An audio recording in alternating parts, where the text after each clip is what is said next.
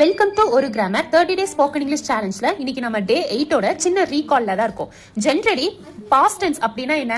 Already நடந்த முடிஞ்ச விஷயங்களை தான் நம்ம பாஸ்ட் டென்ஸ்னு சொல்லுவோம். அதுக்கும் பிரசன்ட்டுக்கும் ஜெனரலி எந்த ஒரு லிங்க்குமே இருக்காது. அதுல first type simple past.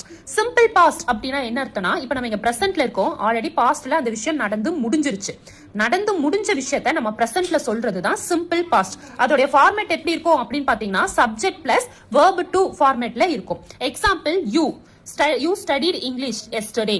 you அப்படிங்கிறது subject, studied past tense verb இருக்கு.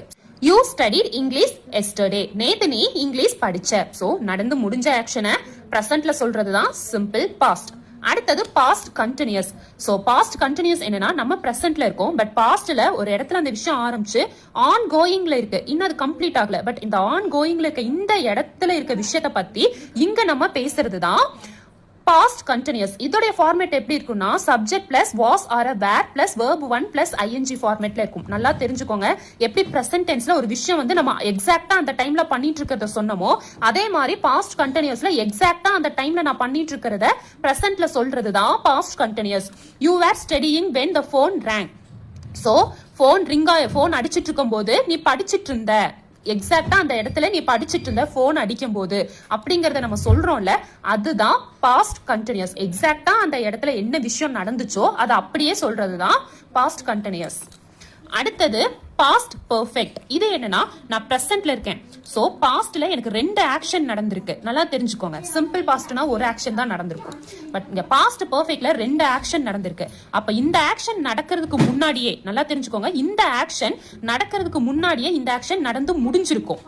இந்த ஆக்ஷன் நடக்கிறதுக்கு முன்னாடியே இந்த ஆக்ஷன் நடந்து முடிஞ்சிருக்கும். சோ இந்த நடந்து முடிஞ்சிருக்க ஆக்ஷனை நான் பாஸ்ட் பெர்ஃபெக்ட்ல சொல்லுவேன்.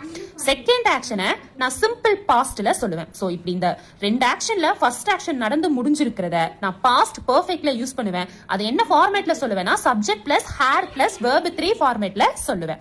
Example, you had studied English before you came to class.